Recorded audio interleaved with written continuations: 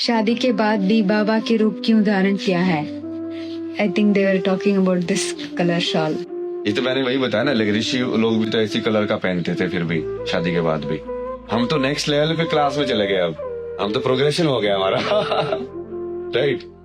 लोगों को लग रहा है कि इसका डिवोशन हो गया है। सब लोगों ने देखा है कि राम जो थे वो लाइक ये ऐसे कलर के क्लोथ पहने थे शादीशुदा सीता के साथ। Still nobody asked that question like why is wearing that kind of clothes, like he is married only. वो जो कि वो समाज में माया का प्रभाव इतना है कि वो ऑब्वियस चीज को भी नहीं दिखने देती है। It is very obvious. उस रामायण को यदि ढंग से किसी ने देखा होगा तो राम का भी देखा होगा, जो ऋषि मुनि थे उनका भी देखा होगा, उनकी वाइफ को भी देखा होगा।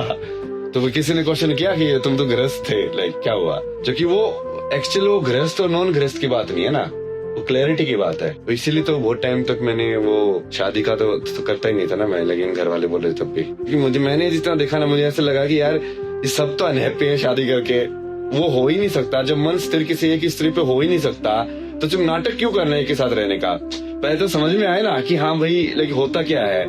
बाकी तो पता नहीं लोग कैसे है, वे भी डिसऑनेस्ट हो गए, या हो सकता है भाई वो सब योगी हो। बट मैंने तो ऐसे देखा कि it was very difficult only. जो ऋषि मुनि थे, they were just first doing the certain level of spiritual attainment was done, and then they were going into गृहस्थाश्रम। So clarity achieve करके then सेंसों की दुनिया में जाओ।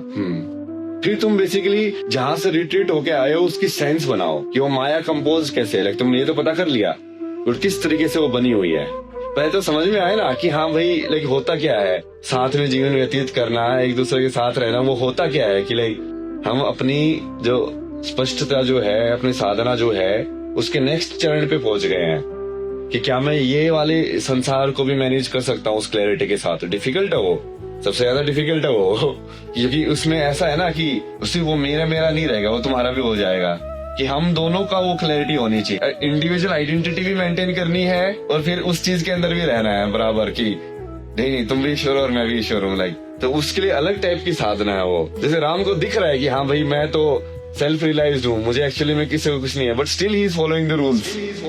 यह केवल एक चैनल नहीं, यह सत्य की क्रांति है। अस्तित्व की सच्चाई पर आधारित एक नई दुनिया का सृजन करने के लिए कल्कि वर्ल्ड यूट्यूब चैनल से जुड़िए, स्वयंसेवक बनिए, अन्वेषण कीजिए और शिव फाउंडेशन पर दान दीजिए।